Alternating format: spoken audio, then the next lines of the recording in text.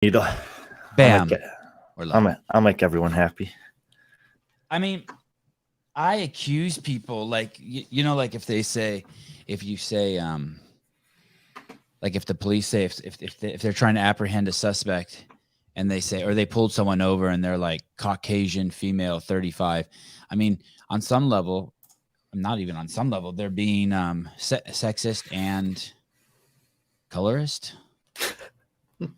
And so if on Friday we are going to do we're doing the top 10 of all time CrossFitters. It's gonna have to be, and we're gonna be sexist because we're gonna. No, are we not? This top 10 list includes men and women together. Yeah. So that's not being sexist. But if we had a top 10 list of separated, that would be sexist. Not in a bad way. I know people think that's a bad word, but it's just. Well, we did the top 10 men and we did the top 10 women, and now we're going to do a hybrid list. And it's understood that there are different competitions, but it's also kind of cool in the sport of CrossFit that, that from the inception of it, there have been pretty equal playing fields for the men and the women. Good morning, Mike. Hey, how you doing, Sevan? Well, Brian, what were the allegations? The allegations were that since you didn't automatically assume Tia was the greatest CrossFitter of all time, you were sexist. Was that the allegation? Pretty much. It's amazing. You're not even allowed to talk about it, or else you're a sexist. That's awesome. Mike, holy cow. This is one of the only guests that I ever flaked on. I double booked Mike and Emily Abbott on the same day. And because you're not sexist, you went with Emily. No, because I am. That was no, actually, yeah, you got that all backwards. Because I am sexist, I went with Emily. Mike, I'm gonna change your I'm gonna change this to your name so it's your Instagram account. What is your Instagram account? Can you spell it out for me? Just Mike Burgener, Burgener. Mike Burgener. It fits. It fits him perfectly. Yep. Mike Burgener. But so guilty of saying Mike Burgener 1,000 times in my life. So 2,000. I probably say Mike Burgener more times than I should too. Your dad is pissed. No, he is pissed. What are the origins of that name? Swiss and German. Does it mean anything? Strong like bull. I knew it. I thought it meant handsome lad, but whatever. Well, that too, but I'm a geezer, so shit, the handsome is gone. That eroded. Hey, Mike, do you know Brian Friend? Hi, Brian. Hey, Mike. I don't think we've ever met. Certainly, I know your work, though. I stalk you guys anyway, so I know you. Okay. I feel bad for you having to do all this shit with Sevan. It makes me tougher. It does. Now, I got to blow some sunshine up his butt because I'm a real fan of Sevan for this, for sure. But I love his wife and the kids and how he raises them. I think that's really amazing. So he's a good dude, in spite of everybody telling me opposite of that. Trust your own judgment. I want to read something to you guys. I don't mean to drag you guys into this bullshit, but I have to read this at the beginning of the show. This comes from the San Joaquin County School District this morning. By sending your child to school today or any scheduled vaccine clinic days, you are giving implied consent to form of medical intervention. People, you cannot send your kids to public school anymore. This is from the San Joaquin County schools that you are basically, when you send your kid to school on vaccine clinic days, you are giving implied consent to form of medical intervention. And it's got the whatever the coat of arms for the San Joaquin County school district. This is not cool, man. You can't be sending your kids to school and not know that like my kids aren't circumcised. I can't have them go and then come back circumcised because I gave them implied medical intervention. Insanity. California. Insanity. Do something to my kids. Mike, have you ever had laser surgery? Have you ever thought about having laser surgery so you wouldn't have to wear glasses anymore? Oh, these are just readers. I can't see. Is that you, Sevan? I can't even tell. No, it is not. But this is, no, I can see Well, I can see a gnat's ass from 100 yards, but I can't see reading at all. Oh, close up. Okay. And do you wear glasses besides those cheapy ones that you No, have? I get them from Amazon for about $2 a piece. I know you're the same generation as my mom. My mom does that too. She likes the cheapies and then lay them all around the house. So like wherever she goes, there's just one to pick up. I've got 1,000 of them all over the place. I bet you even have some in the trunk of your car. I don't have a trunk. I have a truck. Oh, man, shit. So they're all over the place in my truck. This is a hard one for me to do because I did a podcast with Mike when I was over at CrossFit Inc. and we really went through his timeline from insemination to his parents fornicating and making this young lad to the present. And it was quite thorough and it's quite fascinating. And yet I just feel like there's some things we still have to go back and touch on before we just shoot the shit. So I apologize for those of you who've listened to it and heard it, but it's several years ago. And I'm sure actually Mike and I have both forgotten. I'm a geezer. I forget everything. Mike, how many kids do you have? We have 4 children, 3 boys and a girl. And what are their names? Casey's the oldest, and he's up there by you. He's in Monterey, going to Naval Postgraduate School. He's a military officer. He's a lieutenant commander in the Navy. Oh, wow. Bo's over in Portugal. He's my second son. Did he chase a girl over there? Burgener strength. Did he chase a girl over there? He's got a wife over there and a baby. Wow. And is she a native of the land? Yeah, she's Irish, and she was on our staff years ago. Right, we were in Italy, and I found her, and she's just a dynamo. She's outstanding. Comes from a very fit family, and her name is Sophie Kavanaugh. Now it's Sophie Burgener. Is she related to the coach Kavanaugh, the guy who coaches Connor? No. Okay. No. Everyone's named Kavanaugh in Ireland, right? There's like 10. Yeah, just about. I think so. Okay. And then my son Cody lives in Washington, D.C. Well, in Alexandria. He's a firefighter down in Prince William County, and he's married to Taylor, and they have a baby. Just had a baby as well, Logan. And then I have my daughter Sage is a single mom, and she lives about 5 miles from us. My mom told me yesterday that I should have your daughter on the show. She called her I forget what the word she used. She's a fire breather. Oh yeah, I think my mom said Spitfire, and I go, "What's that mean?" She goes, "Just look her up." She's like, "I follow her." She's like, "You would really like her." Yeah, she's you like, would. You would really like her. She's oh God, I have 4 children, and 3 boys are not like me at all. But my daughter is more like me, and has caused me more grief than anybody else. So Casey met an Irish woman, but lives in Portugal. No, that's Bo. Bo, sorry. How does that happen? They met through CrossFit weightlifting. But why how did they end up in Portugal? Like, why didn't they choose one of their home countries? Why aren't they in Ireland or? Portugal is really an interesting place. I mean, it's first of all, they have a house or a condominium, 3-bedroom, 2-bath condo right on the ocean for $1,500. Wow. I could take I don't know, 4 couples out for dinner for less than $100. Wow. It's a beautiful, beautiful country.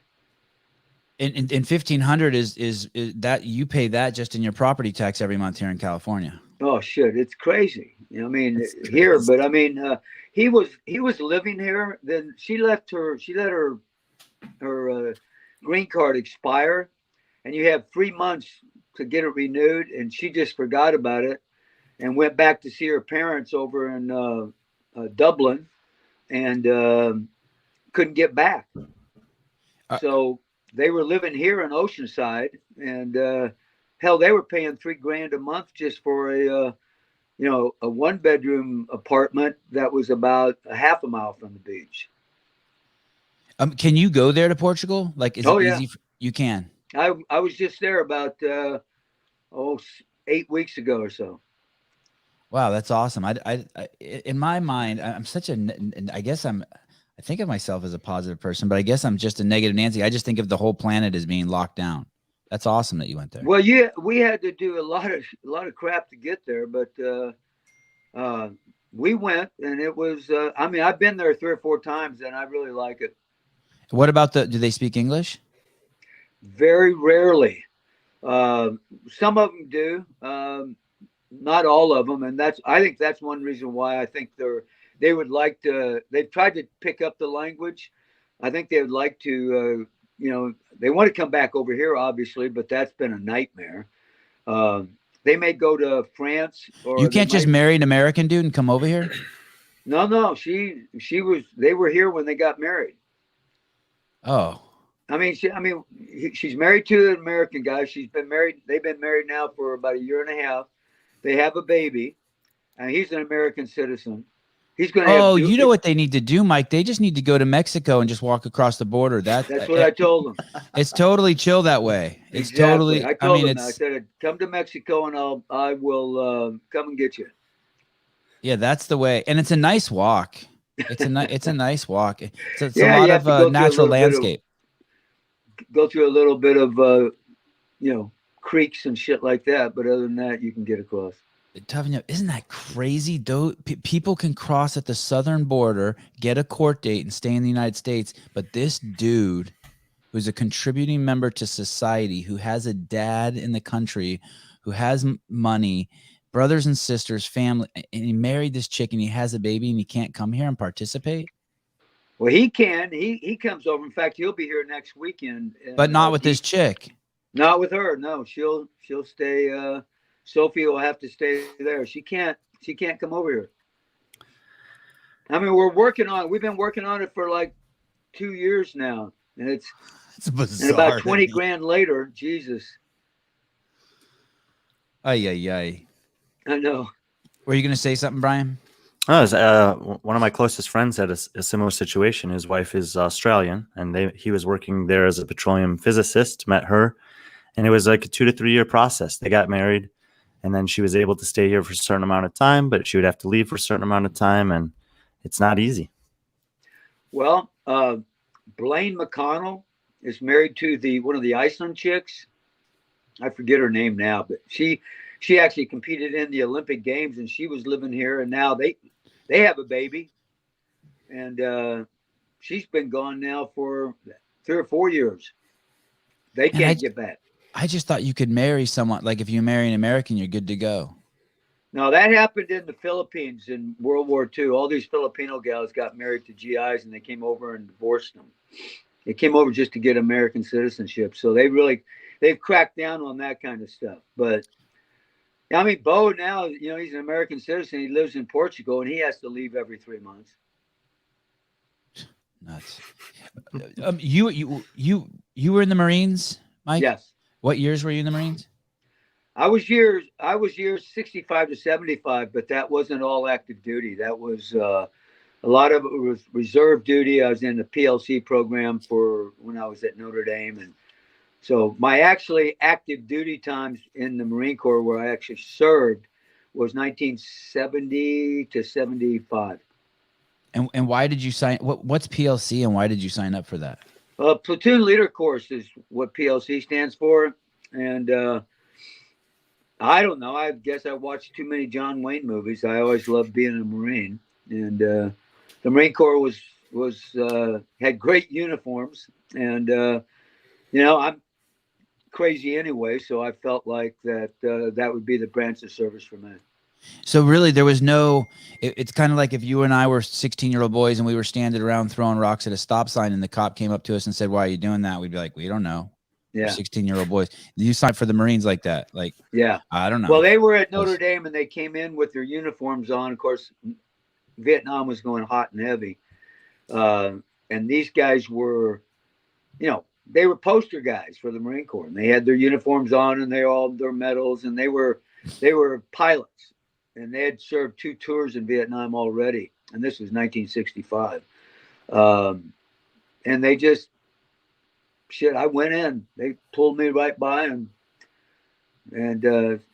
best thing that ever happened to me. Someone said happy birthday tomorrow, Mike. Ooh, rah. Is tomorrow the Marine Corps' birthday? It is. Wow. How many years do you know? 246, I think it is, or 47. Wow, the Marine Corps has been around that long. What year is it? It's 2021. What's the math on that? It's like the 1800s. Oh, 1770 Ton Taverns. I think it's 1776. Nuts. Did you get deployed? No. I went in. The Marines were out of Vietnam in 71. So by the time that I was in doing my OCS and TBS and all that other stuff, the show was over for us. Now the Army, the Air Force, and the Navy stayed in, but the Marines came home in 71. Did that stress your parents out? Yes. And then your kids paid you back? Yeah. Listen, fucker. Yeah, it was. I have no Marines. My son Bo was in the Navy. Casey's in the Navy, and of course Cody doesn't. He won't have. He's a firefighter, so public service for him. Someone wrote. Michaela wrote August 4th, 1790 for the Coast Guard. Yeah, interesting. I didn't even know there were boats in 1790. Oh, they all have. What? I mean, it's awesome. Army, Navy. Of course, I always tell my Army buddies, and I love my Army buddies, but I always tell them that Army stands for aren't really Marines yet. Perfect. Let's see the anger in the comments. Mike, is there's this belief amongst, certain people like myself, a younger version of me is like, hey, you're a man, you're a human being, push your body as hard as you can. Everyone should experience their strength to its maximum potential at some point in their life. And now that I'm 49, I'm thinking maybe in the last 10 years, I should have taken it a little easier with some of the CrossFit shit I tried. Like maybe I tweaked my back. Like I have some back issues. It's like I wake up to every morning. Do you ever go back and think, oh, maybe I shouldn't have lifted that. I shouldn't have done that. Not in a regretful way. Not like you regret your life choices, but like, hey, there was a smarter way to do it. No, I worked my ass off and I kicked everyone's ass hard in my students. I expected everything from them, 100% all the time, because I gave 100% all the time. That's one thing the Marine Corps taught me. You lead by example. So I would never ask my kids, my students, to do something that I wouldn't do. So if I asked them to run, when I first got out of the Marine Corps, I taught 5 PE classes and I ran with every PE class. We were taught to lead by example, and that's very important for us. I used to do that when I was coaching the varsity soccer teams. I would never put them through a workout that I wouldn't be willing to do, and I made sure that they knew that. Absolutely. And as you get older, you can't do that. So as I got older in my 60s, I rode a bicycle while they ran. Oh. And they accepted that because of my age. The point was I was out there with them. And I still do 50 pull-ups a day. I do my push-ups, pull-ups. I had a knee replacement done in April 29th, and I'm squatting again. If I didn't have bad shoulders, I could still snatch and clean and jerk. I mean, I can snatch and clean and jerk with a PVC pipe, but that's about it. You can do that? You still have that explosive, that twitch? Well, I have great explosiveness. That's about the only thing. I was strong, okay, but the whole point of Olympic weightlifting, I was extremely explosive. At 5'10", I could dunk a basketball. Wow. Me How too, old were you actually. when you were at your strongest? Most athletic? 20.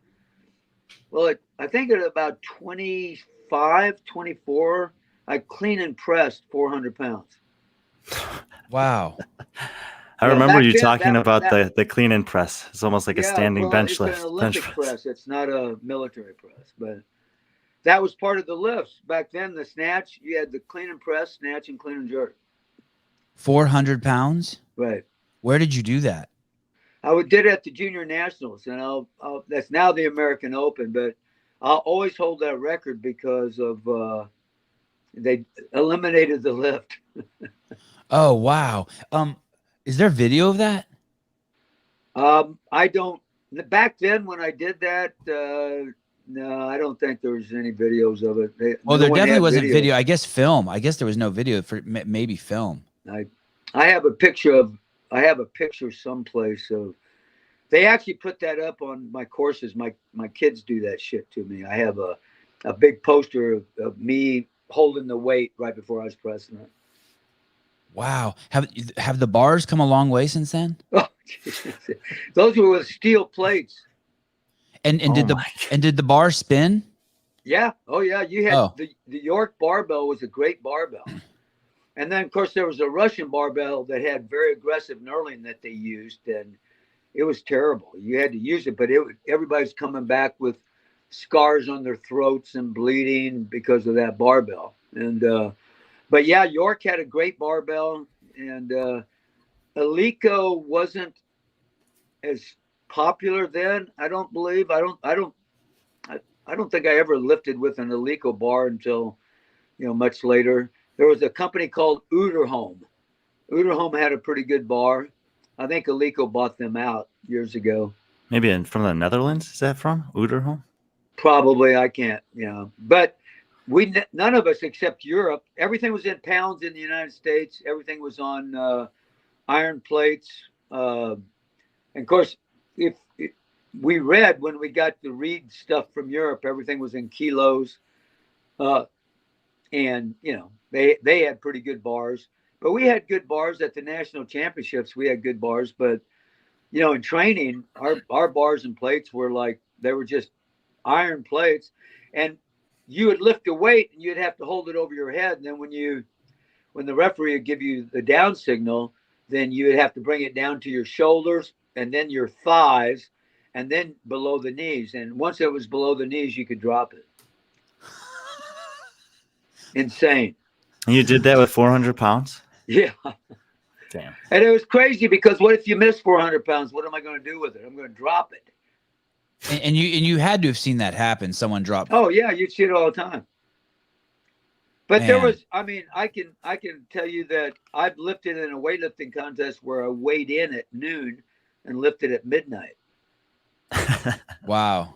Because you had 3 lifts, and they'd give you 4th attempt if you were going for a national record. I was at the UC Berkeley gym many years ago when I just found CrossFit. I was probably 35. With Carl? Yes, with Carl.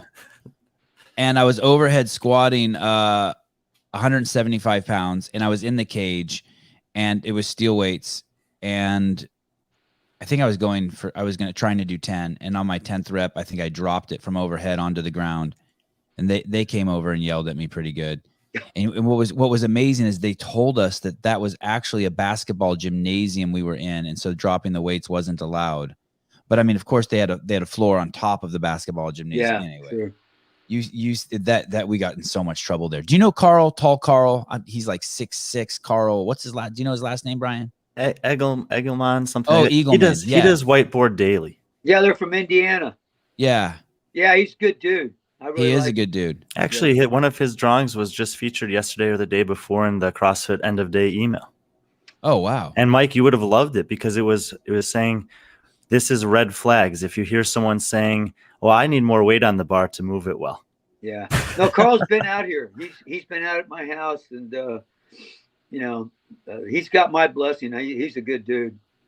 Yeah. So I was working out in the gym at UC Berkeley back then, and I think he walked up to me and was like, "Hey, nutball, what are you doing?" I go, "I'm doing CrossFit." He goes, I try to do some of that too. And then we basically worked right then. We just worked out every day together for probably 4 months. Yeah. And we were a weird combo because he's 6'7" maybe, and I'm 5'5" maybe. Yeah, he's a school teacher. Yeah. Now he's a independently wealthy man. His whole drawings thing is taken off, and he's doing it. He's living the dream. He's living the Mike Burgener dream. I'm retired. How did you meet your wife, Mike? Oh God, that's a long story. But basically, is it a good one? Ball with her dad when I was in the Marine Corps. He was a neurosurgeon, and he was a captain in the Navy, and he was on the USS Sanctuary in Vietnam in '68. And So I met him at a racquetball court. He was coming out of the racquetball court, and I was going in. And I had my uniform on, and I had all my insignias and I was parachute and scuba qualified. And he saw that, and I saluted the hell out of him. He stopped me and wanted to start talking. So we struck up this relationship, and we started playing racquetball every day. And one day he asked me if I wanted to go on a picnic. And I said, yeah, sure. I like a free meal. And he says, well, I wanted to introduce you to my daughter. And I'm going, hell yes, I'm a captain in the Marine Corps. I can do that. And so we went to the beach. Of course, I went out and got all these fancy clothes because I was from Southern Illinois and I didn't know what the hell to do. So I got all this stuff. But this guy sold me a bill of goods. I had lime green pants, a zipper shirt that was silk, white patent leather shoes, and a baseball I want to see a hat. picture of that too. I want to see a picture sure. of that. If you ever ask her about it, she'll laugh her ass off because they came to pick me up at the racquetball court, and her family saw me dressed like that, and they just started ribbing her and teasing her, and look what Dad thinks of you, and all this stuff. But we went to the beach, and of course when we went down to the beach, I took all that shit off and wore my bathing suit. Then it became a different story. And of course, we played football on the beach. So, and then the real kicker was when we all left and we went our separate ways. The next day, I sent her mother a dozen roses. And did you do that because you knew right away? that was the? Did you know that was the one? I knew that she was pretty darn cute, but she was 8 years younger than I am. And of course, I was a Marine. And of course, Marines think anything in a skirt looks good. But she was the one for me. I just had to convince her. Was she even of age at the time?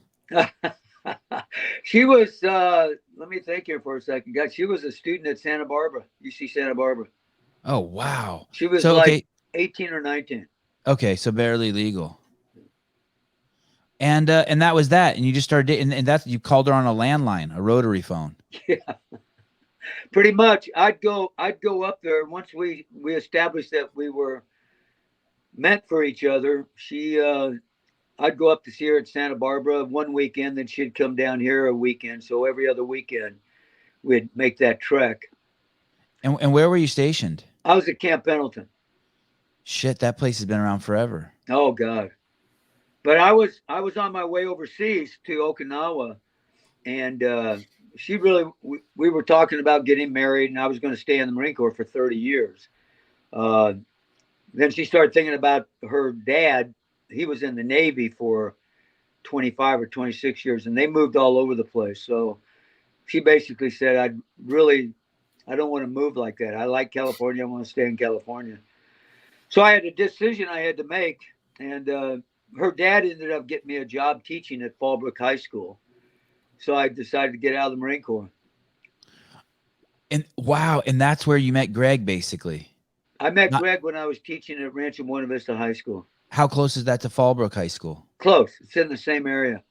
So I taught at Rancho Buena Vista High School, or at Fallbrook High School. Then I went back to Missouri for a year to be closer to my parents. And my wife hated that. Did you take her with you? Huh? Did you take her with you? Oh yeah. No, she went with me, and we bought a house in Perryville, Missouri, but she couldn't stand Perryville, and so after 1 year, she says, "Hey, let's move back to California." And we had bought a house in the Carlsbad, California. We didn't sell it; we kept it. That was an important year for her, though. So she knew that was an important year for her, though, so that she could appreciate. Yeah, what that wasn't, I guess. Well, I mean, Perryville is a great town. I loved it. It's an agricultural community, and one day a farmer calls me up and he says, "Coach, my hogs got out of the pen. Can you bring your football team and help me round them up?" So I canceled football practice one day to go help some farmer round up his hogs. That was the kind of community it was, German Catholic community. And that's where he met Colton Mertens. Yeah.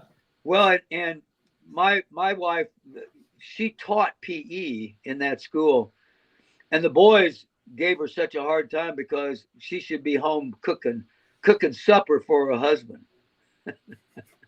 Why didn't she like Missouri? She just didn't like the lifestyle. And it was I mean, this was in '79, and she really, it was just a different environment back there. I mean, this is German Catholic. The mother, the wife is in the home, and Go ahead. the way it was. It's just it was different time. People ask me all the time, why don't you leave California? And I almost feel bad telling them how good I have it here. I understand their sentiment. I completely understand their sentiment. But on the other hand, I'm a couple miles from the beach. I have a half acre. I have 100 fruit trees. I got my little world here. Yeah. But like I was reading earlier, like they say if you send your kids to school, that's consent to do medical intervention on my kid. Which I hope it's not always like that. But I mean, why haven't you left? I mean, I think I know why. I mean, I've been to your house. Yeah, well, I've got a great place, and but I'm 75, and I got 2 of my grandkids are here, and I'm not going any place. Where am I going to go? I love it here. If I want to go someplace, I'll go travel to it. What do your grandkids call you? Pacha. Pacha. I'm Pacha. I like it. And my wife is Nana. Who does Sage have 2 kids? Yes. And how old are they? Mikey is 9, and Charlie, who's my little girl, Charlotte Ray. Charlie is 5. Charlie and Charla, those are their names? Charlotte Ray's her name, but we call her Charlie. Okay. And will Sage just drop them off? Yeah. Oh, you're a good man. You're a good dude, Mike. Don't you do that with your mom? I do, but man, so many grandparents like don't. They don't. I mean, I know it's a lot of work being around kids, but so many grandparents just don't do that. They just can't. They're not capable. And to be honest with you, I wouldn't trust my kids with most people who. How old are you, Mike? 75. Freaking saint. Yeah. She's unbelievable. She's much better than I am. My fuse is about that long, and I'm good for about 2 hours, and then I got to get the hell out of Dodge. Do they fuck with you? Do they know like you're the old guy to fuck with? No, they don't fuck with you. They don't fuck with Pacha. They're not like, okay, let's go in the garage and see if we can get them riled up. You know, when you're young and you do that, do you remember doing that when you're young, fucking with old people? You're like, okay, I'll get this dude. No. You didn't do that? I just tell them that I carry a big freaking stick. Mike, I got a kind of a question for you that, obviously, I think only someone that is of your age or age range could really put in perspective. Someone sent me this thing the other day, and it rang true for me because my grandfather worked for WGN for 40 plus years. And when he got to be in his 65, 66, they basically forced him out for some younger guys. And they said, we appreciate your service, but it's just that time for you to move on. We're going younger.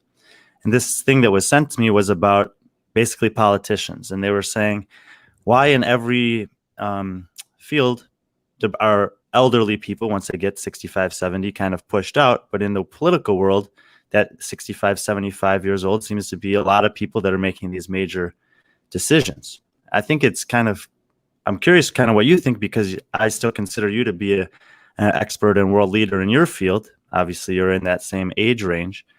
Well, can you give me some perspective on that? That's a great first question. of all, there should be term limits, in my opinion. I think that would take care of a lot of the crap that we're dealing with right now. And we're about to get Mike canceled. Watch this. Yeah. And it's just my opinion, but term limits would alleviate a lot of the stuff that we're going through right now. But, at 75, honestly, I still work, not as much. But quite frankly, I wouldn't have any desire to work past 80 or 75. I mean, I retired at 62 and went to work for CrossFit, and I did a great job until, and then all of a sudden that comes to a halt and we go to Burgener Strength, but Burgener Strength's run by my son. And he owns Burgener Strength. So it's not that, I'm not a fan of politicians, right? That's just the way I roll. But I think for me, there's 2 terms for the president. I think that should all be through Congress as well. I mean, everybody should have 2 terms, and then let's get some fresh meat in there. Yeah, I mean, it's obviously the experience is valuable, and if you're only 35 years old, you can only have so much experience. But at some time, I feel like it turns a corner, and there's probably something in the middle that's more appropriate for people in that. They're just people. They got to be scared. What are they going to do if they lose their job? Making decisions that affect me at 75, which is probably okay, but it also affects my daughter, who's 32, and my family, and it could affect them in a negative way. And your grandkids. Exactly. And anyway, don't even get me started on this shit. No, get them started. Well, no, I was sitting here thinking about it, and Sevan said, well, I might not drop off my kids with just any 70-year-old person.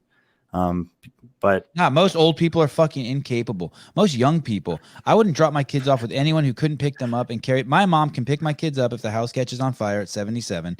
She goes to CrossFit West with Annie Sakamoto 5 days a week. She was on the cover of their website just 2 days ago. Right. I might even have it here. Yep, I do. Now that I mentioned it, because my mom's so cool. I'm going to do this. I'm going to. Your mom is cool. She's awesome. Share the screen. I'm going to show you. Look there's my mom doing CrossFit right there. This is just 2 days ago. 5 sets, 5, 4, 3, 2, 1, incline bench press, some dumbbell rows, and this Copenhagen plank slide where I don't like her touching the other members though. But anyway, I don't trust. Mamba. Say that again. Your mother is what we call a Mamba. M-A-M-B-A. What's that? Mothers Against Making Bingo Arms. I like it. A Mamba. And so, like Sevan, you're not even a geezer in training yet. Next year you'll be a geezer in training. So we have age groups, right? 50 to 59 is a geezer in training. If you're 60 to 64, you're a geezer. 65 to 69, you're a super geezer. 70 to 74, you're a super stud geezer, and 75 plus, you're a day-to-day geezer. Oh, that's my mom. My mom. Can you be a girl and be a day-to-day geezer? No, she's just a studette. She's the Mamba. Back to being sexist, different stuff. But those are real terms that you use at your gym, right? Absolutely. With your friends and stuff. Yeah, because there's been some stuff on YouTube. I remember you guys talking about that. Yeah, my gym is a 2-car garage, and since COVID, I've really cut back on the Olympic weightlifting, letting people come in here. But the geezers come in 3 days a week, and the mamas come in twice a week. And we have about 10 to 12 geezers that come in on Monday, Wednesdays, and Fridays. And the oldest geezer is 85 years old, actually 86 years old in November. And Mike Vaniel, who just had a knee replacement, and he's our day-to-day geezer. That's a stud, former Marine.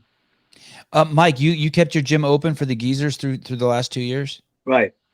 And did you have a COVID outbreak there? No. Did anyone die from your gym? No. What the fuck? Because I'm training hard enough. Yeah, we train pretty hard, and I mean, it's like our workouts are just they're CrossFit workouts.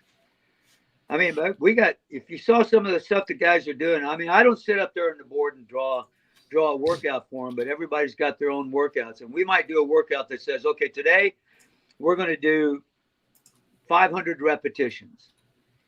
And what does that mean? Well, what can you do? Because we got different scale of geezers. I got one guy that weighs 300 pounds, and he's trying to, he's coming down from like 350, and he's been down, quit coming to the gym. He got all the way down to 270. Wow. Quit coming to the gym, and now he's gained it all back, but he's coming back now. So for him, we might have him do an hour on the Concept 2 bike and then count the calories that he burns as the reps. And then he can do ball slams using a 20-pound ball. We have him slam it on the ground, and for every rep that he does, that counts, or every repetition counts as a rep. So he's got to do 500 reps. So he might burn 250 calories on the bike, but he's still got 250 calories that he's got to do. And so he might do push-ups. I can still do pull-ups. So I do pull-ups and push-ups and squats and shit like that. So today might be 500 days, but 500 reps, but Friday might be 1,000 reps. Do you make him park at the bottom of the driveway? That Yes, guy, the 300-pound guy? Yeah. Yeah. Are there ever mornings where you're like, shit, I wish I wasn't doing this. I just want my space. Like I have all these people here. Like, what's going on? No, never. Because you don't feel like you have to host them either. I don't charge them. But you also don't feel like sometimes you have people at your house. Maybe you're beyond this because I think at 49 I'm almost beyond this. You feel like I used to feel obligated when I would have people at my house like to entertain them. Now I have no problem just sitting on my couch, putting my feet up and turning the TV on and holding my phone. And then when they walk in the door, I'm like, "Hi, help yourself to something to drink," and then I go back to what I'm doing. Yeah, my wife and I, when we're out of town, we keep the gym open. Okay. Everybody get in where you fit in. They got the code to the gate. We lock the house up, but we have a bathroom that they have access to. No, I feel better having people here when we're out of town than when not. There's a question here.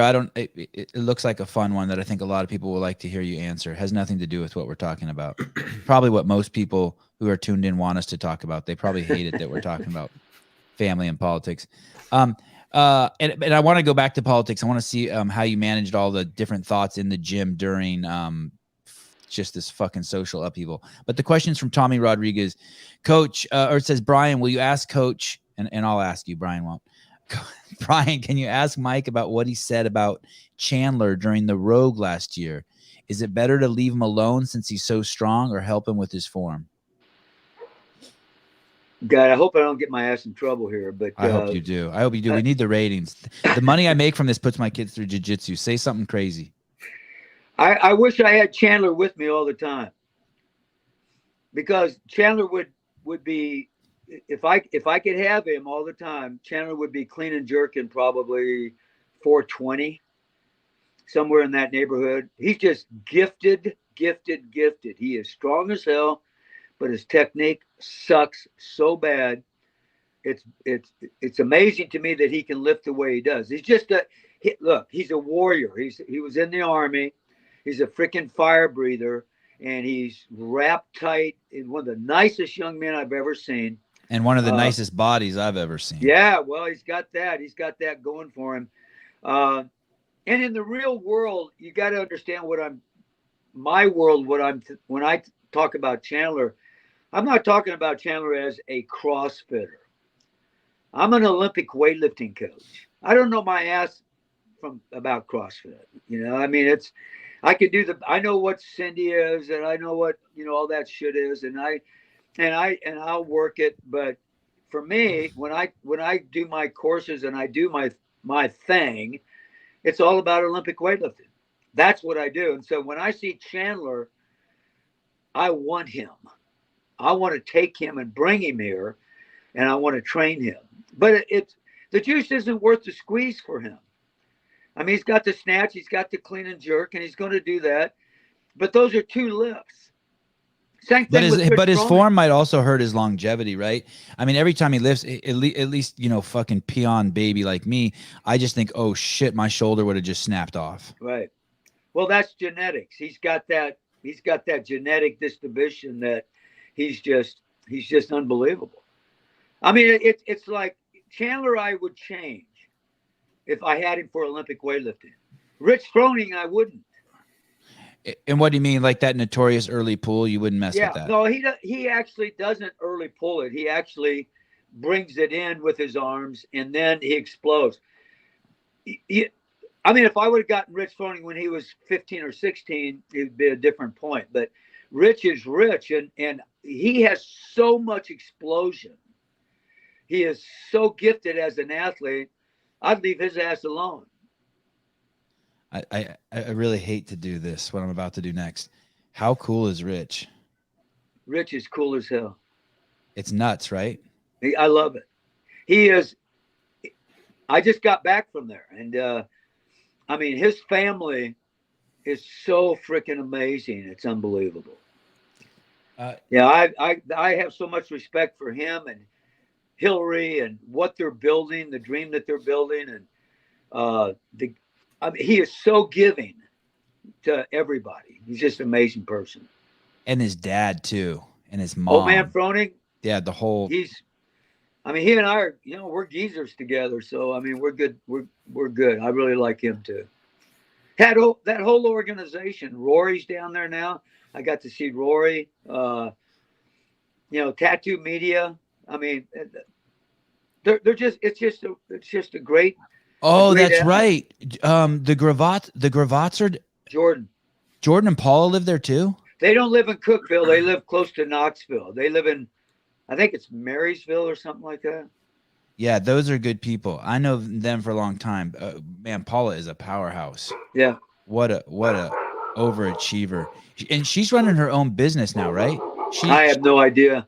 I talk to them periodically, but they moved down there I believe for their daughter. She was a big volleyball player, and so I think she ended up getting a scholarship, if I recall right. I worked with Jordan. Of course, I love Jordan. We're both in the same field. We both made videos. But for all the people that I worked with always at CrossFit Inc., for those of you who don't know who Paula Gravatt is, I had crazy respect for her. Man, I can't. I seriously thought at one point she could even be the CEO of the company. She can do anything. Yeah, and Danielle. She's Hale underrated. Are good friends. Yep. They're that's just good people. That's just good people there. Now Sevan is never going to stop smiling. Another Rich Froning fans. The thing is this, I can't explain to you guys. Like, there's a ton of great athletes out there. There's a ton of champions out there. If this guy wasn't a champion, he would still be so cool.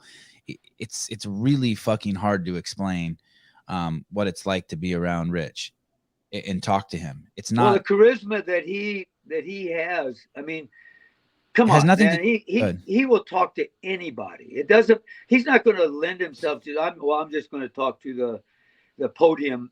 He talks to everybody. You go to his gym, and first of all, he's swarmed. If he comes walking in there, people come to Cookeville just to see Rich Froning, and if he walks in there, he knows he's going to be in there for over an hour just taking pictures, and he does it. Yeah, and it's not like he likes it. I don't mean to say he dislikes it, but he's not an attention whore. The guy would stay at home and go between his living room, his gym, and shoveling some buffalo shit. The guy is like, does not want to be bothered, right. but yet yeah, it's nuts. And his family, his kids are shit. His kids are awesome too. I'm going to tantalize you guys. We are going to talk about gi, but before we talk about gi, I have Mike here, so I'm going to make him talk about what I want to talk about. Mike, when all this shit goes down and there's all these opinions, get vaccinated, not get vaccinated, put up your BLM sign, don't put up your BLM sign, just all this social upheaval, like people asking Mike Burgener for his pronoun. Trying to be unbiased, but jeez, criminy. I don't believe in respect or disrespect, but that's fucking disrespectful to ask someone like Mike his pronoun. But how do you manage that in your gym with differing opinions and thoughts and beliefs? My gym right now, of the 12 or 13 people here, there are 11 of us that are more towards the conservative side, and there's two of them that are not. They're more towards 10 o'clock on the left. They're not. There's no one in far right and far left. But what happens? We've got a couple guys in the gym that that's all they want to talk about, and I have a rule that. You know what? If people are going to start getting upset talking about politics, you're not go talk outside or don't come here until you get that shit over with and then go talk about it. See, for me, I believe in the Constitution of the United States. I believe that I believe in the American flag, very strongly. And I believe everybody bleeds red. It's that freaking simple.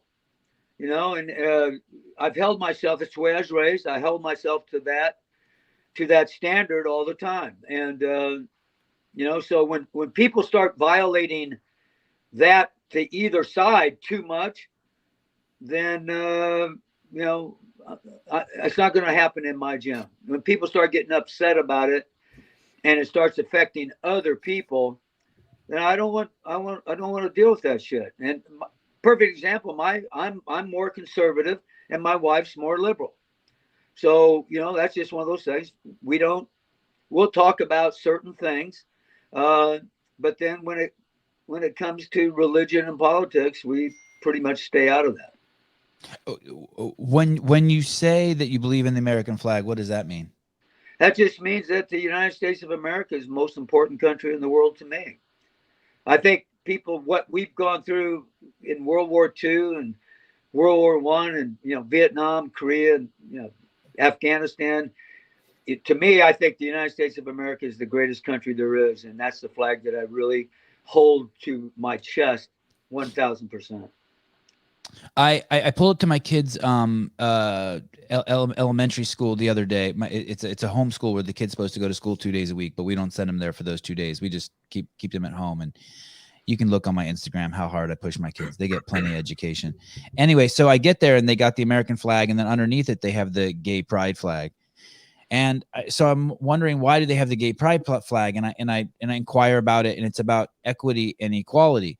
Well, I grew up in the Bay Area, and I went to all the gay pride parades and the erotic exotic ball, and I loved going to that shit. And I loved seeing like the gay dudes walk with the big old titties and their dicks out and like walking each other around and one guy would be walking another guy with a leash, and it was crazy, just sex and drinking. And I loved that shit. I was like 16 to 25. I did that shit with my friends. I loved living next to the city. But the gay flag had nothing to do with equality. It had to do with the kind of genitalia you wanted pushed in your face, whether you wanted it to be your own or the opposite. And so when I see that, when I see this flag in my elementary school, I know it's a sex flag, because that's what all those events are about. That's what gay means. It's about just like that's what straight means. So I'm like thinking to myself, hey, I'm perfectly okay with there being an equality flag at my elementary school, but not a sex flag. Put the sex flag on your own garage door. You like dick or you like vagina based on I'm all for that. Yeah. Party on, man. Really enjoy and embrace life. Love those people, but not at my kids' elementary school. Why not have an equality flag? Yeah. Equality flag. And someone says to me, hey, dipshit, the American flag is the equality flag. I was like, thank you. Yeah. Yeah. Thank you. That's no shit. The American flag is the equality flag. Right. But the gay flag does not belong at my kids. I don't want my kids saying to me, what is that flag? I don't talk to him about being straight. Why would I talk to him about being gay? Yeah. His penis will discover all that out for him. No, I had a of course everything's different now, but back in the day, my uncle was gay, and I loved that man. I didn't give a shit if he was gay. Now my dad hated it. Sure. My dad was born in 1915. He thought that was the weirdest thing in the world, but I didn't give a shit one way or the other. And he took my wife and I up when we got married, took us up to San Francisco, and we went to a couple gay nightclubs, and guys were performing and girls, and I didn't give a shit. I thought it was great entertainment, and I don't give a shit. Yeah, and I also understand why it offends. Flag. I love what you said about that American flag. That is the equality flag. And I understand there needs to be a movement, and I understand why it freaks people out, and I understand why it makes people feel uncomfortable. Change is hard. I get it, and probably being gay isn't probably the easiest path to choose either. And I have tons of compassion for that, but not at the cost of kids. No. My kid isn't going to get an injection to save Mike Burgener's life because he's 75, or save my mom's life who's 77. Sorry, just not doing it. Right. Fuck those old And that's people. your choice. Yeah. Yes. You have that choice, and that's why we, Mike Burgener does 50 pull-ups a day. He's handling his business. Yeah. Do you really do that? Yeah. I did 50 yesterday. I rode the assault bike for 10 minutes yesterday, and then I did 50 pull-ups. And do you do onesies? No, I do usually fives. I did first 15 unbroken, and then I did onesies. And I used split grip yesterday. I normally don't use split grip. Do you ever use that? No. What do you do? I pull just up or chin up? Overhand grip. All of them every time. Every time. On my 70th birthday, I did 355 pull-ups in 1 hour. Damn. I'm going to try that. I do this thing with my son, Mike, where we go in there and we just take turns. We do maybe like once a week, we do 100 pull-ups, but we just do onesies. We take turns. Yeah, that's great. One. Yeah. Yeah. That's awesome. What is that even Olympic lifting? What Guy is doing? How come did you see that guy at the games? Who, Chandler? No, Guy. Guillermo Maieros, No. the Brazilian kid. Oh yeah, no, I did not. I wish I had it. You haven't seen that video of him? I've seen him lift. Yeah. How come I don't recognize that as Olympic lifting? What the hell is going on? It's nuts. Well, the things I've seen, he looks pretty good. Yeah, that's what I mean. Beyond good. Well, because it's so fast. The angles, his hand placement, like what I don't. It looks like a stick figure drawing. It doesn't look like a human should be able to do that. Well, he's tall too, isn't he? He's like 6'3" or so. No, he looks tall. He's actually, I don't think. Brian, do you know how tall he is? Guy is 5'9" or 10, probably. No way. Yeah, he just looks tall as shit. I know. I was shocked too. Yeah, I thought he was tall. No, I've watched him lift. I haven't seen him snatch. I've just seen the clean and jerk. But hell, I'd adopt him right now. I'm gonna see if I can. Are you on your phone or your computer? I'm on my phone. Oh, so you probably wouldn't be able to see it if I pulled it up anyway. Well, I saw your picture of your mom. Oh, let me see if I can pull up the. Let me see if I can pull up this video. Guy snatch. Mike, he wasn't out in Cookville still while you were there, was he? I didn't see him. Yeah, I think he might have gone back to South America for a little while.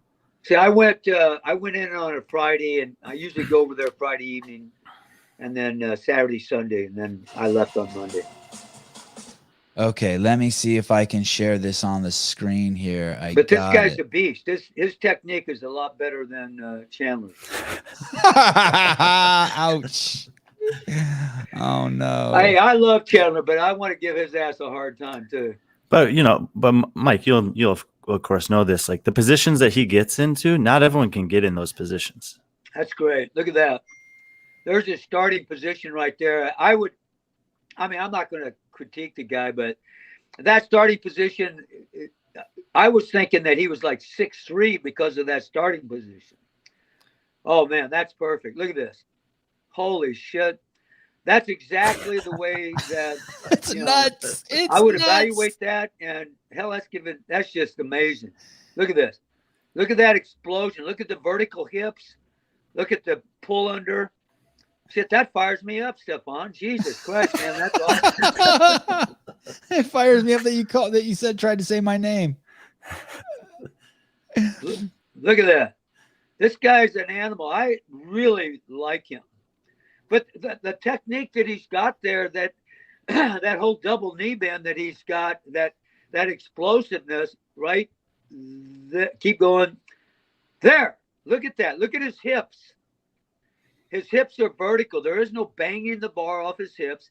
That bar is a gnat's ass away from his chest. It's in the area of the base. It's absolutely amazing. He pulling elbows higher than the wrist higher than the bar. Now watch what he does here. He punches the living shit out of it. Look at that. Jesus. It's amazing. I really like this guy. I've only seen 2 of his lifts. I saw the one at the games on film like this, and then I saw one that he did at the in Austin. I guess he had an Olympic lifting coach at his gym who was like some Brazilian Olympian guy who got a hold of him. Well, I'll tell you what, you can see it. Yeah, I mean, that technique, I used to grade my kids on a 10-point grading system. Based on what I see that slow motion, I'd give that a 10. Wow. How often do you give out 10s? Not very often. Rich would get about a 4. But you leave him alone. Oh shit! Yes, I'd leave his ass alone. You know what you say about Rich Froning? When he snatches like that, everybody's saying, "Well, what are you going to say to that guy?" I'm going to say, "Good job, Rich." Yeah. I think leave those guys alone. I think one of my favorite Rich Froning snatches was at the Invitational. I think it was the last year he did it, and one of the guys had to do the clean and jerk, one had to do the snatch, and he was like, it just looked like he was like, "There's no way I'm not doing at least 300 pounds here," and he just did it. He is such a stud, man. I mean, not only is he a stud, he's a good person. That's what I like. Why did you go out there? I do my Burgener strength courses. But I thought your kids are doing that. Well, they are, but what happened? Bo owns the business, Burgener Strength. But, you know, it's my curriculum, so he pays me a stipend. He pays me 10% of the profits to use my curriculum. So, but the courses that I do them at Mayhem and I do it at Invictus. So in those courses, I get 80%, and Bo and his wife get 10% each. But I have to pay all my expenses on those. So Cookeville is in Tennessee in the United States, and Invictus is in San Diego, California in the United States. That's correct. And why do you still do them? Well, Cookeville, I just did 2 at Cookeville, and this last weekend in Cookeville, and I had 55 people there. But why do you do them? Why don't you just chill, stay home? Because I don't want to ask my wife for money. Gotcha. So my wife and I have a real unique way of doing things. You know, it's any money that I make on my own, I get to keep. Otherwise, she's got everything. Mike, one of the greatest gifts I think kids can give their parents is to be healthy. One of the greatest gifts parents can give their kids is to be healthy, and then also be financially stable. Like, I'm so happy my mom's 77, my dad's 80, and they're financially stable and they're healthy. And I just think that takes so much stress off of me. Absolutely. It's nuts. Do you have any thoughts on that? Yes. My wife and I and it's all because of her. When we first got married, we ended up buying a house and started investing. My school teacher's salary and her salary was not that much, but every time we got a raise, we put half of the raise into an investment. And, then God, Sevan, you know better than me, but I was blessed with CrossFit. Oh my God. I mean, I probably would have retired in 1970 or when I was 73 years old, because my goal was retirement. I wanted to pay off my house. So because of CrossFit, I was able to pay off my house early.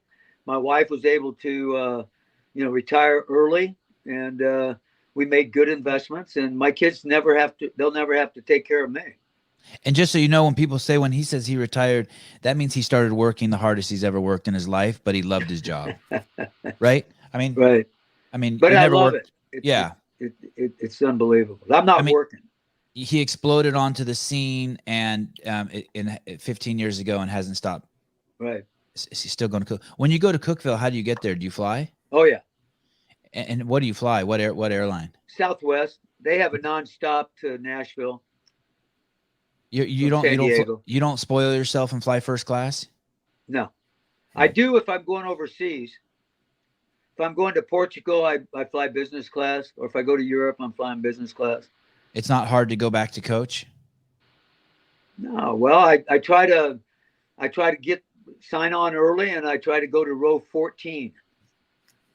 Row 14's got longer seats or longer leg room. Wow, you do travel a lot. Holy shit.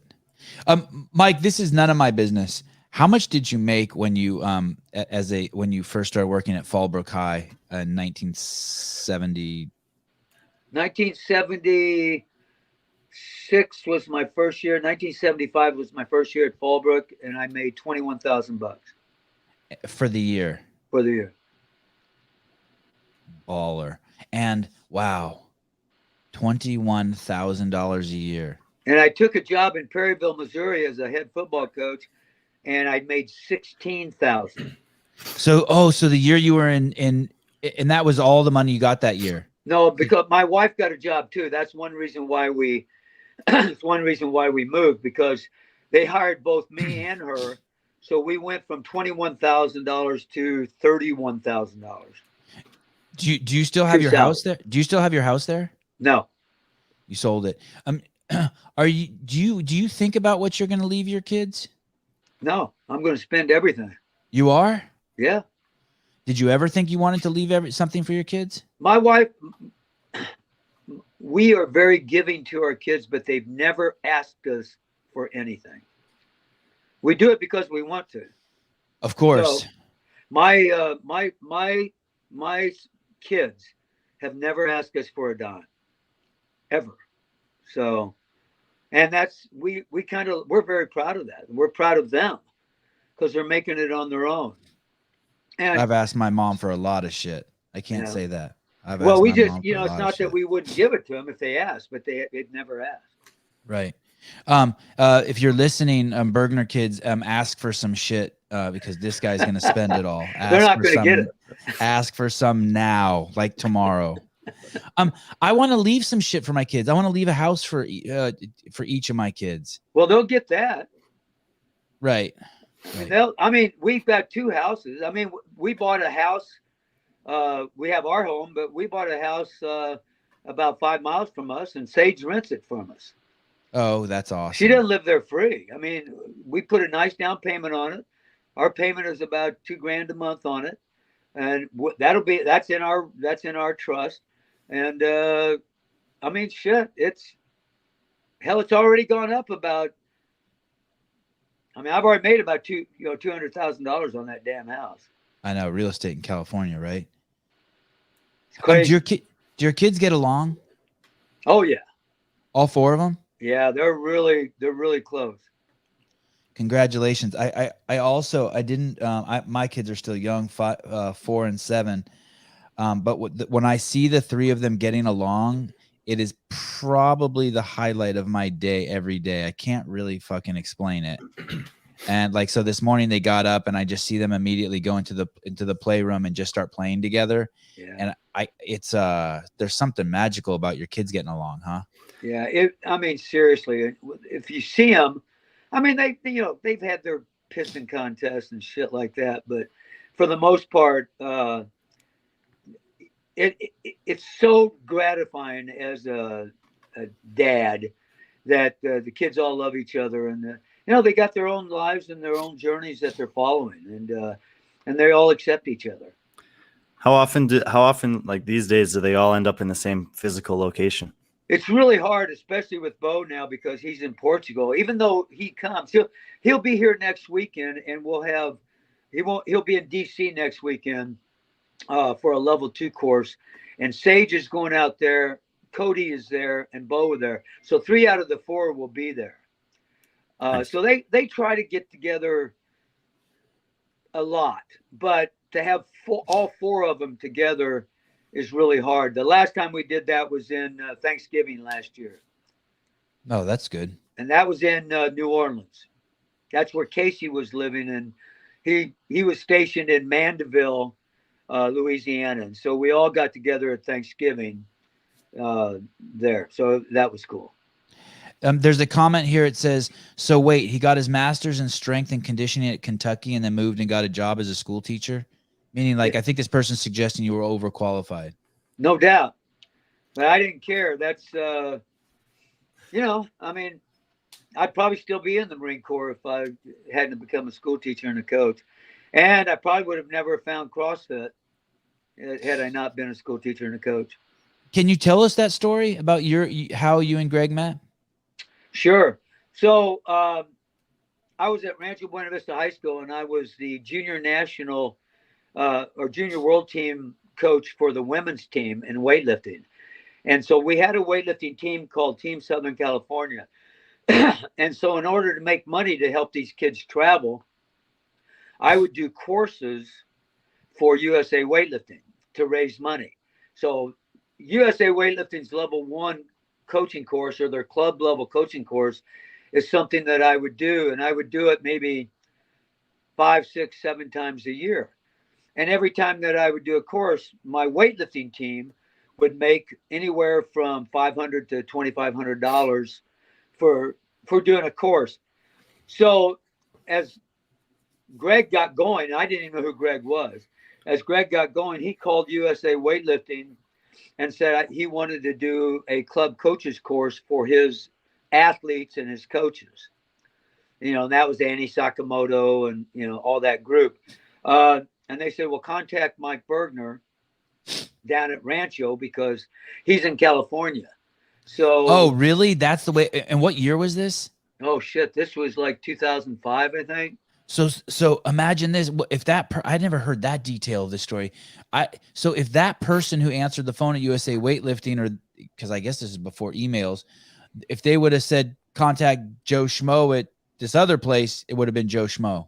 Well, they did it because I was in California. That was, and they thought, okay, well, you're in California. Burgener's doing all the courses, and I was the only guy in California.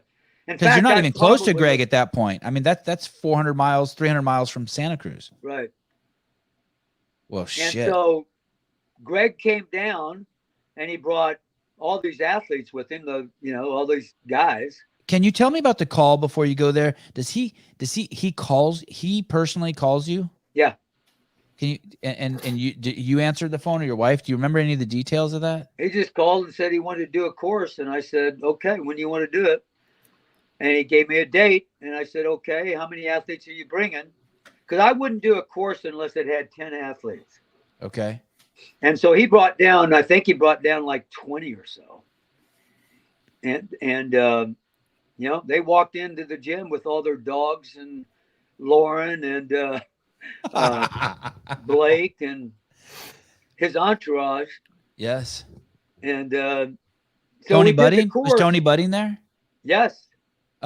Nicole Carroll? Yes. Was Dave on the scene yet? No. Okay. Greg Amundsen? Yes. That's a great story in itself, because Greg Amundsen and Josh Everett went head to head at your event. Yeah. That's awesome. I mean, there's so many great stories. Was Josh doing the split snatch for you? Yes. Josh was the guy that could only squat snatch 95 kilos. And I said, okay, well, this is bullshit. You're not going to embarrass me by snatching 95 kilos. So we switched him over to the split, and he snatched 120 kilos almost immediately. Wow. Wait, it was your idea for him to split snatch? Oh, yeah. Oh my God, that's crazy. I just thought he was he just figured that out on his own. No. Damn. No, he was, in fact, Josh was, I mean, he's a great athlete, but he played football in Ohio, and he was a strength coach. I think when I met him, he might have been an intern at UCLA, I believe. Him and Stefan Roche both. And then he came down and started lifting at Mike's gym. He would come down on Saturdays. We used to have, my gym on Saturdays were like unbelievable. I mean, we had like 20, 30 people in that gym on Saturdays alone. The same gym you're in now, Mike's gym, at that house? At that same house you're at now? Yeah. What year was that? That was same as 2005, 2006. Because, I mean, Greg came down, he brought all those guys, and then he started telling me about the black box theory, and, started telling me about this thing that he was going to do with the military and the first responders and the firefighters and shit like that. And I thought that was great. And so after the course was over with, he, went back to Santa Cruz, and I think 2 weeks later, he called me up and he said that there was a guy out at Golden, Colorado, that wanted him to come out and do a seminar on CrossFit, and he really liked what I did. So he said, "Would you mind coming out and doing a 3-hour presentation with these guys?" And the seminar and the people that this guy was bringing in were Navy SEALs, Marine Force Recon, police officers, firefighters, the whole gamut. So I said, "Yeah, sure." He says, "Well, I'll pay your way out there, but I can't pay you." And I said, "That's all right. I don't really care." So he paid my way out, and my kids, and I had a couple athletes at the Olympic Training Center in Colorado Springs. They came down and helped out. And so I'll never forget this, but so I walk in this place, and Greg's there, and this guy has 50 first responders, and he charged every athlete that attended that course $500. And so that guy made $25,000, but he paid Greg $8,000.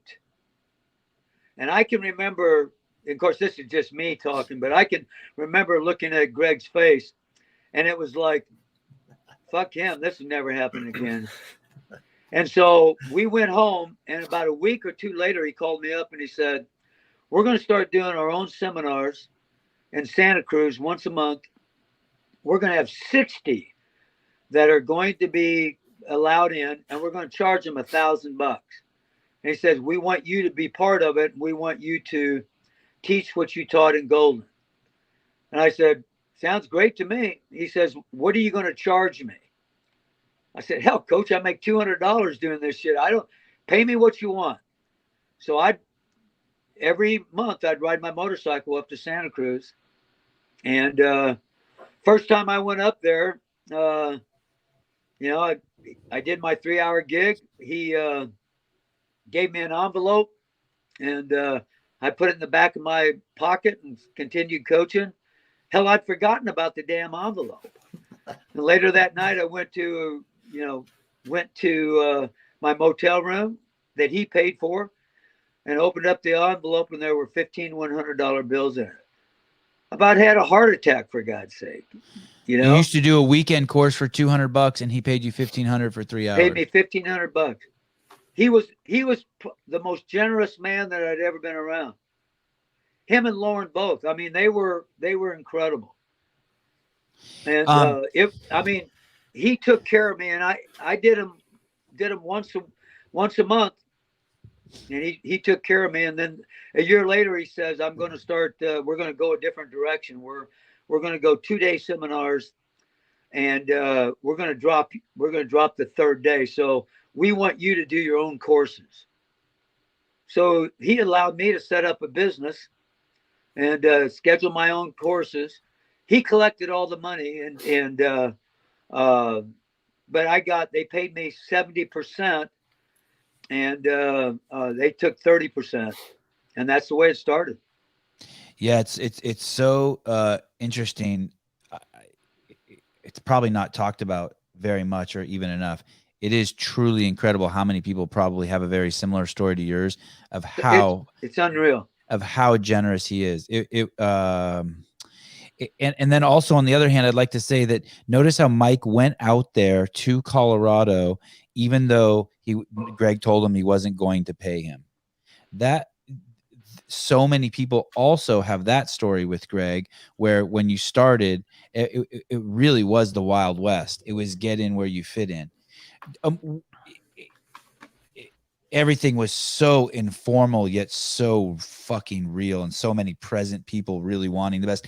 Tell me about that crew, if you could, that walks into was that at Rancho Buena Vista High School where these 20 people and the dogs and Greg and the posse rolled in? It was.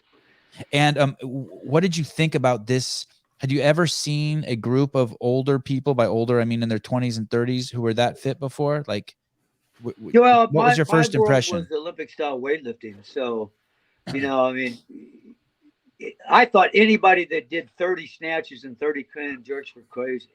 Okay. That was just stupid in my opinion. But I mean, he was doing the course and and then he started talking to me about the black box, and what was the black box? What black do you mean box was a hopper that he put in his early days. He would talk about putting 100 exercises in the hopper. And he said that, his whole point was, you're specializing to not be special. And he'd say, yeah, the triathlete could do, he wants the bike, the run, the swim, but the true CrossFitter, the true guy that he's getting ready for combat and the military and firefighting, that guy is going to do 10 exercises, and the triathlete's going to win 3, but the true guy is going to win 7. So it's about total fitness for him. On a side note, Dina McCarthy says, Coach, you're not supposed to let everyone know about row 14. He's fucking, there's no controlling this guy. He's fucking out of control. Mike's out of control.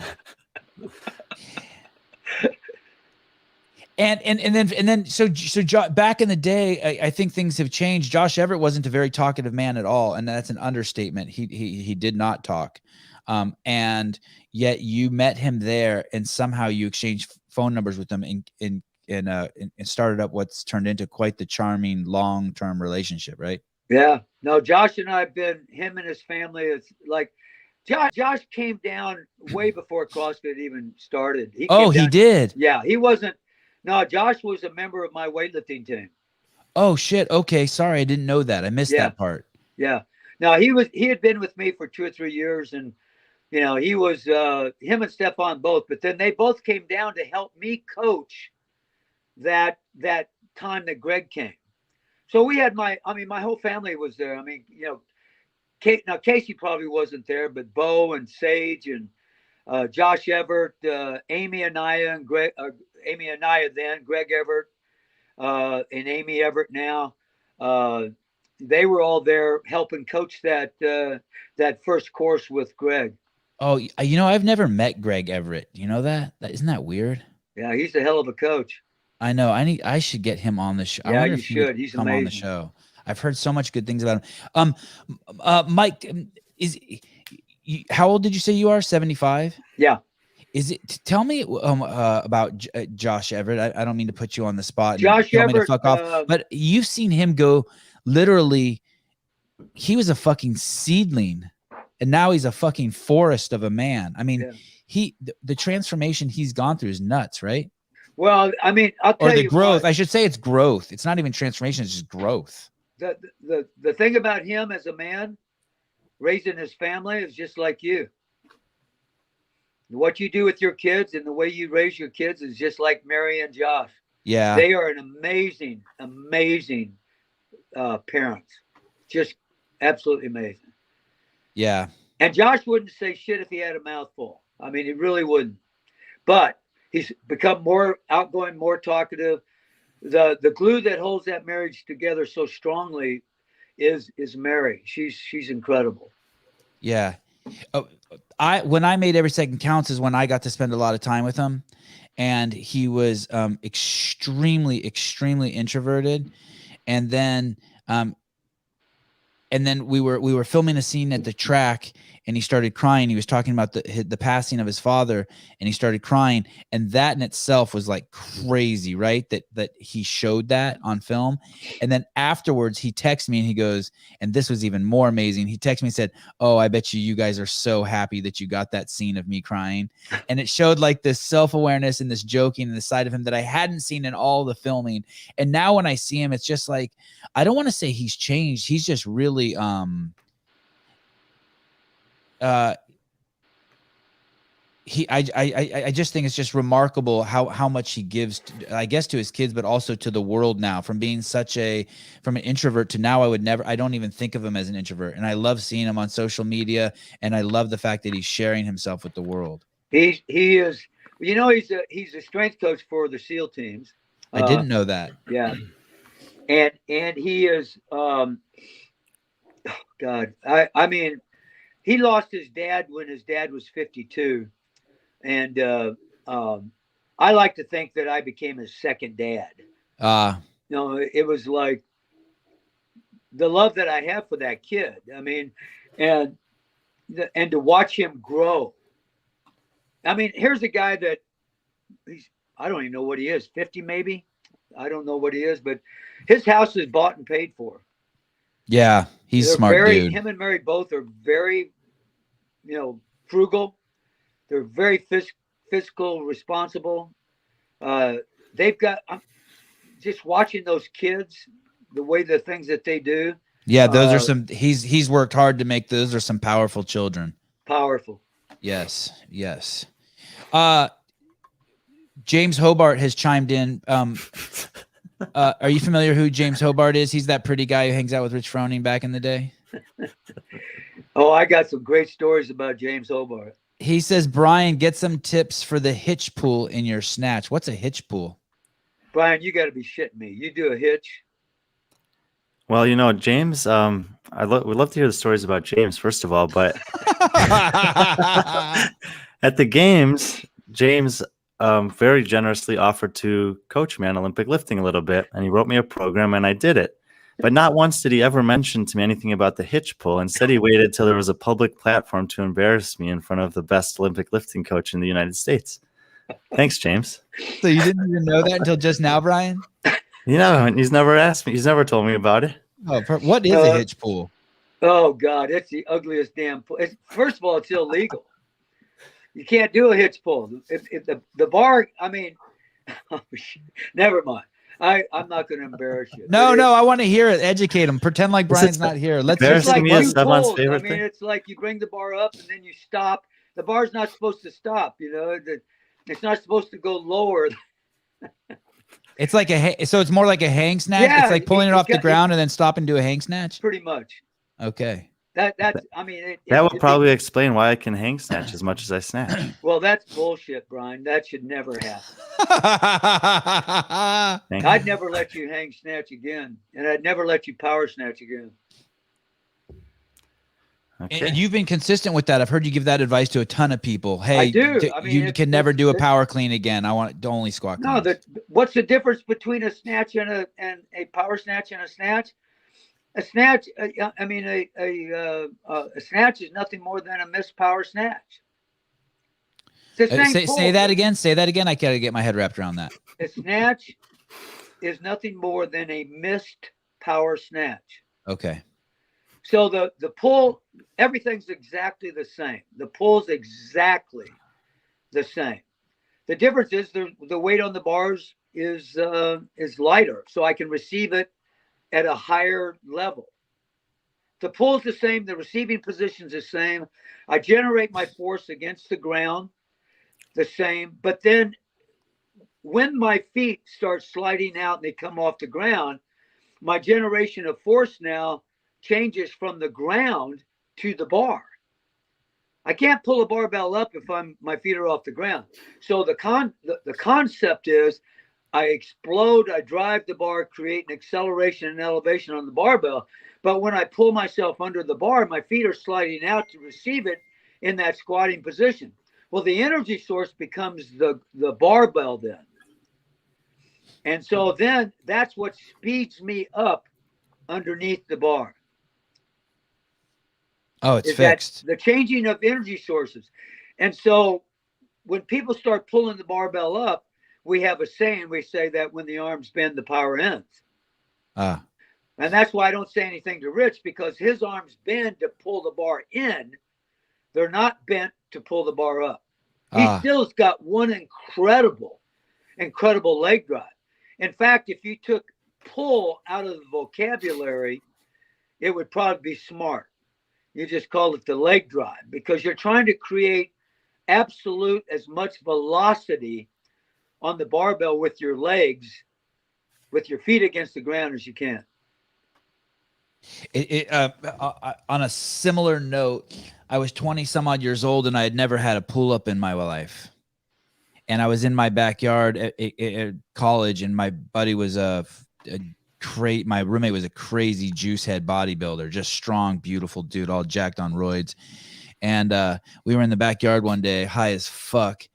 And he's like, hey, do a pull-up over there. And I'm like, I can't. And he goes, go hang from there. And he grabbed his hands under my lats. He goes, hey, dipshit, stop pulling and contract this muscle. And he grabbed my lats, and I did a pull-up. And I'm like, holy shit. Right. And I thought, I was so confused my whole life. I thought I was supposed to pull myself up because it's called a pull-up. He's like, no. And then from there, I became obsessed with pull-ups. Yeah. Well, it's the best exercise you can do for your upper body. Is it? Yep. I believe that. That's why I do them. That's if I could only do one exercise for the upper body, it'd be pull-ups, and if I could only do one exercise for the lower body, it'd be walking lunges. Do you do walking lunges? Hell yes. Why walking? Why not stationary? Well, because I want to create everyday life. I walk. I'm going to walk. I'm going to walk forever. So I'm going to walk in walking lunges. I know, but are they better than stationary lunges? I think they are. For me, they are. For me, stationary lunges, I want to travel. I mean, I'll go down to the beach and walk, and I'll do walking lunges for 10 reps each leg. Where do you put your hands when you do walking hips, lunges? Or down by my side? I'm trying. I saw Josh Everett back in 2008 doing lunges. I'm trying to remember where he put his hands, but it was he puts them behind his head like this. Yeah, you can do that. The problem with there's not a problem. But when you do walking lunges, you got to remember that you got to create a base. You don't want to walk the tightrope. You got to create a base. So when I teach walking lunges, and in my humble opinion, almost all athletes, football players, basketball players, volleyball players, water polo athletes, it doesn't matter. One of the first exercises, the best exercise they can do for their legs and their lower body is the walking lunge. But when you do the walking lunge, you got to step. If I'm stepping with my right leg, I want to step to 1 o'clock, 1300. And if I step with my left leg, I'm going to step to 1100. So I want to create a base. Most people have trouble with lunges because they walk the tightrope and they have no balance. Oh, I like that. I like what so you just said. When you're doing thousands of lunges will be done in the next week because of what you're saying right now. I swear to God, the other thing. Tens of thousands. A lot of people have trouble with lunges. So what I do, I have them hold 2 PVC pipes. So I have them step out and they create that base with the 2 PVC pipes.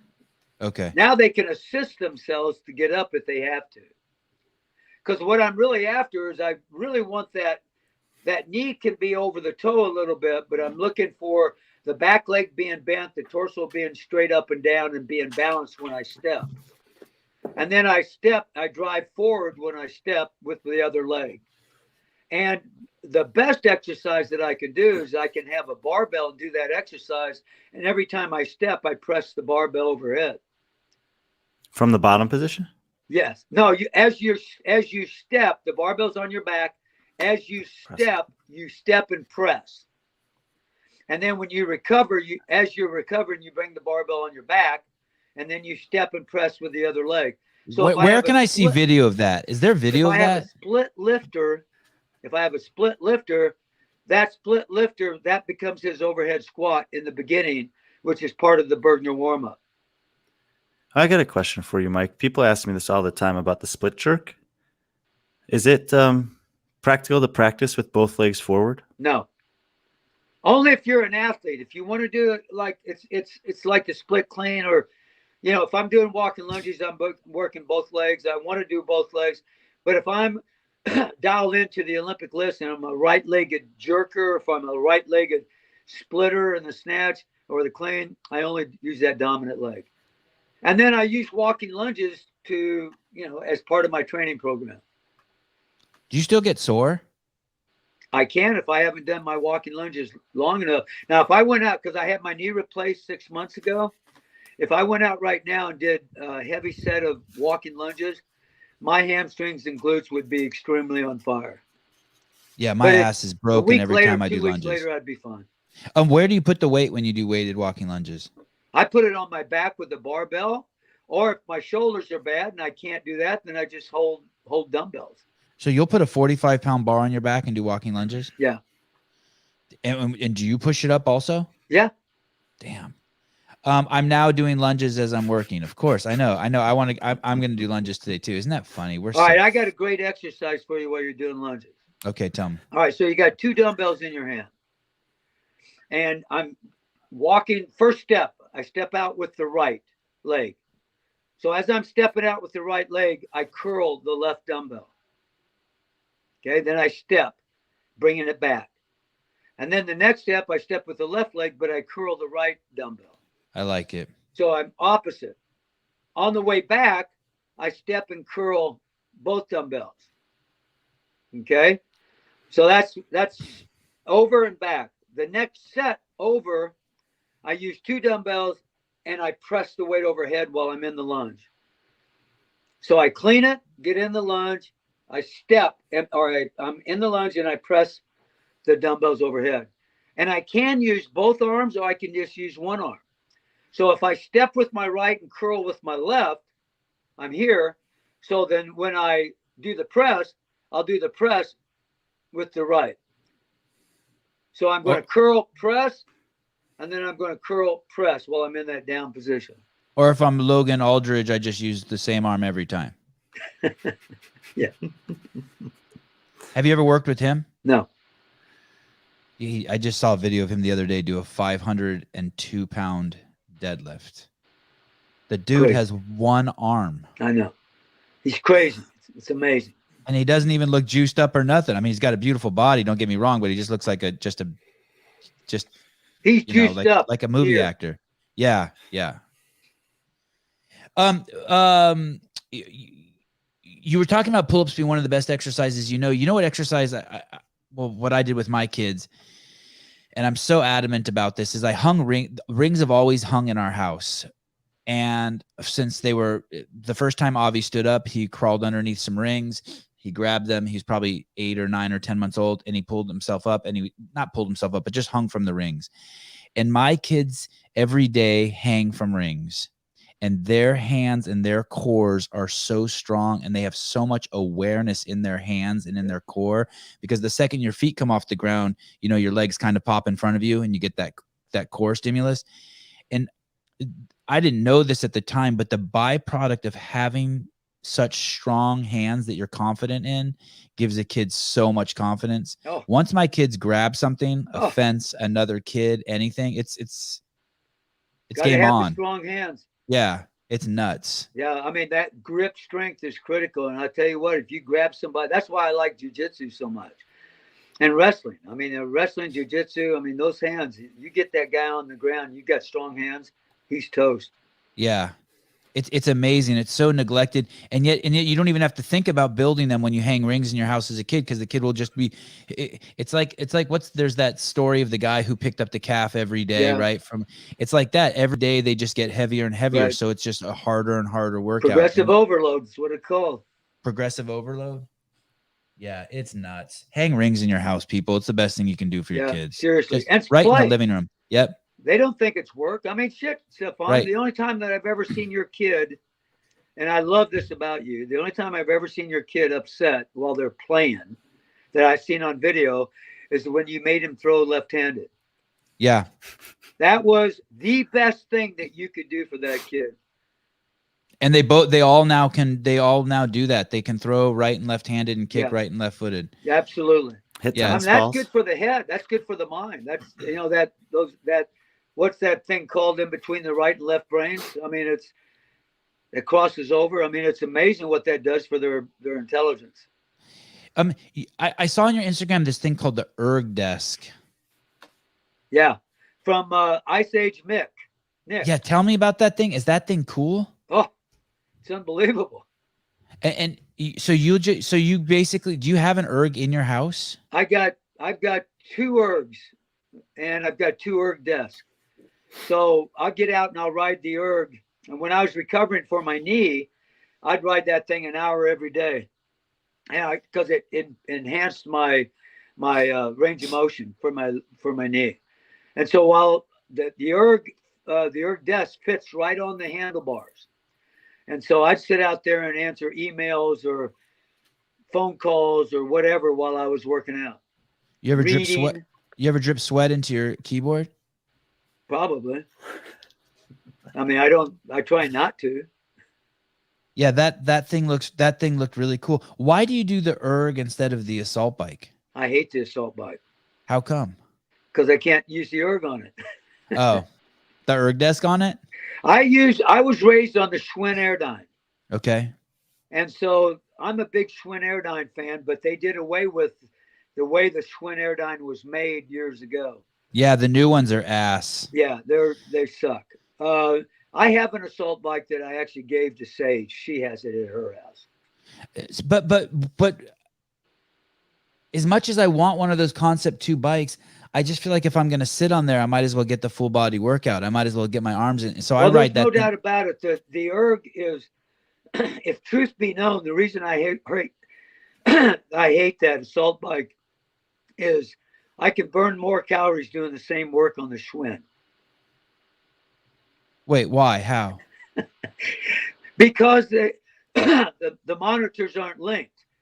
So I'm totally mind screwing myself. So I'm not going to do the assault bike, because if I ride it for an hour, I'm burning 300 calories. But if I ride the Schwinn for an hour at the same level, I'm burning 400 calories. Gotcha. So, I mean, you do that. That's just. You heard it. Mike Burgener is not perfect. He too has a brain he has to deal with.